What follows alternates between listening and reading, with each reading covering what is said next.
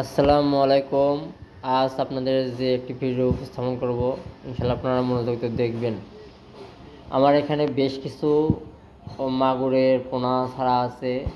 এই মাগুরের পোনাগুলো হাইব্রিড, অর্থাৎ বিদেশি মাগুর।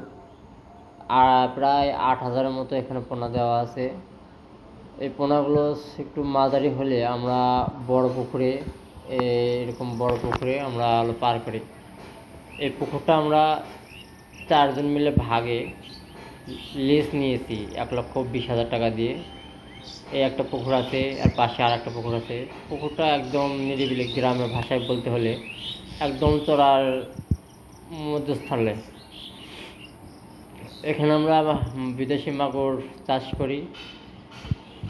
এখানে আর একটা পুকুর দেখতে পাচ্ছেন, এই পুকুরটাও, এই দুটো পুকুর মিলে আমরা লিজ নিয়েছি 4 জন মিলে।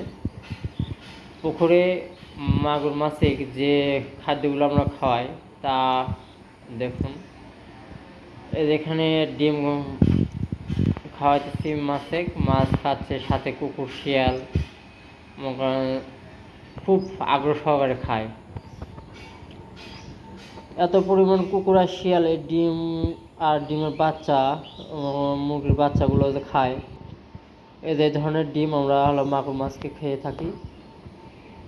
এখানে আমাদের 10,000 পিস মাগুর মাছ দেওয়া আছে।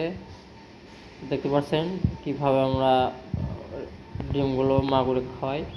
আমাদের পাশে একটা কোম্পানি আছে, কোম্পানি থেকে আমরা বিনামূল্যে ডিমগুলো নিয়ে এসে খাওয়াই।